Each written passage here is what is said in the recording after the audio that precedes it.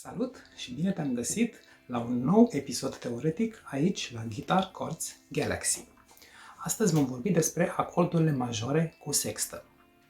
Acordurile majore cu sextă se formează suprapunând peste un acord major treapta a șasea din gama majoră corespunzătoare.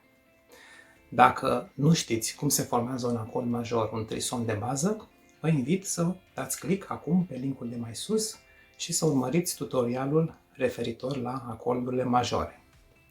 Așadar, un acord major 6 cuprinde notele de bază ale acordului major, adică treapta întâia, a treia și a cincea, spre exemplu în gama do major, do, mi, sol, peste care se suprapune treapta a șasea, în gama do major, nota la. Așadar, acordul do major 6 cuprinde pe lângă notele do, mi, sol, acordul de bază, trisonul de bază și nota la suprapusă. Do, mi, sol, la.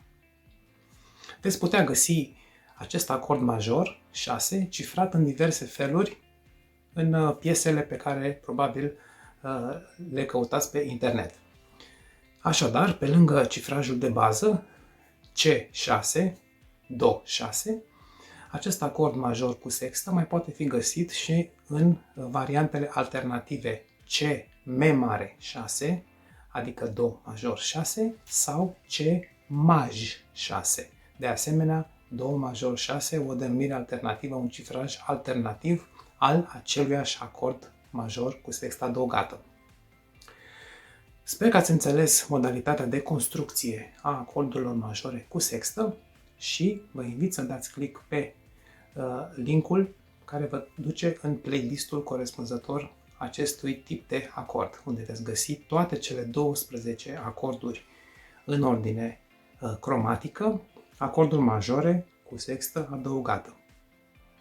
Mulțumesc pentru atenție și vă aștept din nou aici la Guitar Chords Galaxy la un nou episod teoretic. Pe curând!